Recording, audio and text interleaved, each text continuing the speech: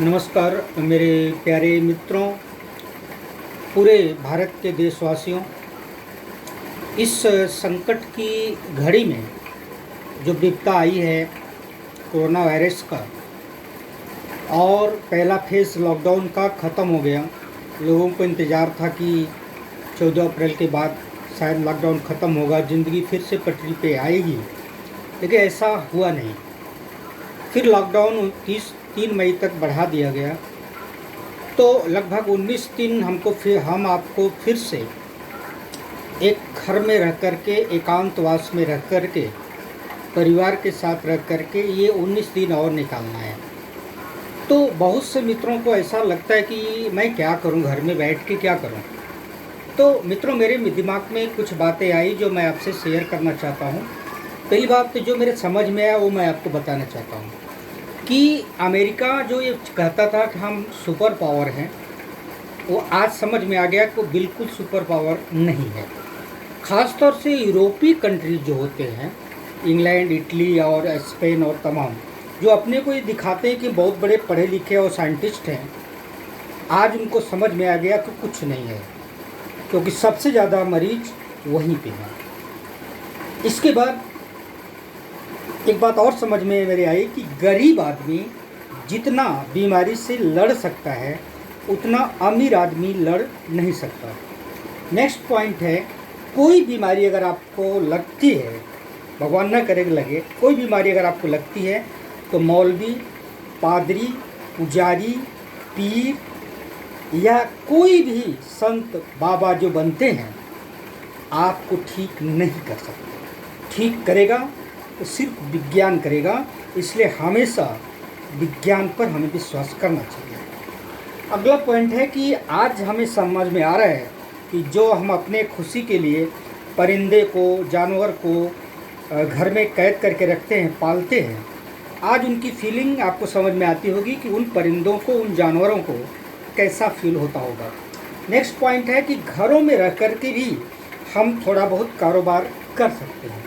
आज एक बात और समझ में आई, खैर हम फास्ट फूड तो खाते नहीं हैं, कि बिना फास्ट फूड के, बिना कोल्ड ड्रिंक के, बिना पिज़्ज़ा के, बिना बर्गर के, बिना नूडल्स के, बिना मैगी के हमारी ज़िंदगी चल सकती है, अच्छे से चल सकती है, दाल रोटी खा के। इसके बाद ये भी है कि हम गाड़ियों के बगैर भी 3-4 किलोमीटर की दूरी में अपना काम हम कर सकते हैं। अक्सर मैंने देखा है कि आधा किलोमीटर की दूरी भी अगर सफ़र करना है तो बाइक स्टार्ट करते जाते हैं। ये पूरी तरह से गलत है। अगला ये है कि दुनिया में सबसे खतरनाक कोई वायरस जो मेरे समझ में आया है वो इंसान है। इंसान से बढ़ के कोई खतरनाक वायरस हो ही नहीं सकता। नेक्स्ट पॉइंट है कि प्रकृति समय समय पर अपनी सफाई कर लेता है। अब एक बात समझने की है थोड़ी सी, कोरोना वायरस से पूरा विश्व परेशान है, सब दुखी हैं, लेकिन एक पॉजिटिव थिंक, दूसरा पहलू भी अगर आप देखेंगे, अगर आस पास आपके घर के आसपास पड़ोस में नदी हो या पेड़ पौधे हैं, ज़रा उनका सुबह उठ के देखिएगा, उनके पेड़ पत्तों के ऊपर मुस्कुराहट आ गई है, नदियाँ साफ़ हो गई, गंगा साफ़ हो गई, यमुना साफ़ हो गई, ताप्ती साफ़ हो गई, नर्मदा साफ़ हो गई। तो ये प्रकृति अपनी सफाई खुद करता है। ओजोन लेयर काफ़ी हद तक शुद्ध हो चुका है।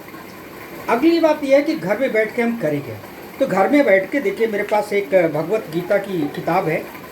आपके घर में भी कोई आपके धार्मिक किताबें, जैसे मुस्लिम हैं और कोई धर्म वाले हैं, तो अपनी धार्मिक किताबें पढ़ें, उस पर रिसर्च करें और उसमें जो अच्छी पॉइंट है उसको एक्सेप्ट करें। अगली बात है कि आप ज़रा एक नेल्सन मंडेला को याद करिए, जो 27 साल 6 महीने तक जेल में रह करके साउथ अफ्रीका में रंग भेद को ख़त्म किया। तो उस इंसान के बारे में आपको सोचना है कि कैसे वो 27 साल 6 महीने तक जेल में रहे। नेक्स्ट ये है कि घर में बैठे अपने स्वास्थ्य पर भी आप ध्यान दें, प्राणायाम, योगा करें, ज़्यादा तेली पदार्थ न खाएं और हल्का भोजन करें, क्योंकि ज़्यादा भोजन करेंगे तो आपका वजन बढ़ेगा और बीमारियाँ आएंगी। मैं ये राय देता हूँ कि न्यूज़ चैनल वाले ज़्यादातर मौत बांट रहे हैं, मौत तो बांट नहीं रहे हैं, मौत की संख्या दिखा रहे हैं और पैनिक कर रहे हैं, लोगों को डरा रहे हैं कि कम से कम न्यूज़ चैनल देखें। आगे ये कि इस लॉकडाउन में आप अपने समय बिताने के लिए कोई अन्य भाषा सीखिए, जैसे मराठी सीखिए, अंग्रेजी सीखिए, तेलुगु सीखिए, ऐसी भाषाओं को आप सीखिए।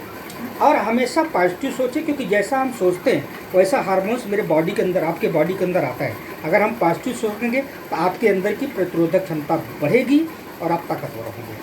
और मित्रों, मैं एक टीचर हूँ, मैं कोई नेता नहीं हूँ, कोई फ़कीर नहीं हूँ, जो मेरे भेष से आपको नज़र आ रहा होगा। मैं एक अध्यापक हूँ और विगत 30 साल से मैं ज्ञान ही बांट रहा हूँ। आज भी आप मेरे मन में आया कि आप लोगों से बात करें और ज़िंदगी की इस 21 दिन के अंदर या 19 दिन के अंदर ज़िंदगी की जो अच्छी अच्छी घटनाएं आपके पीछे बीती हुई है उसको एक डायरी पर नोट करें और फ्यूचर में क्या प्लान है उसको बनाएं। तो मित्रों, पॉजिटिव सोचिए, be positive, be alert, health is wealth. Thank you मित्रों।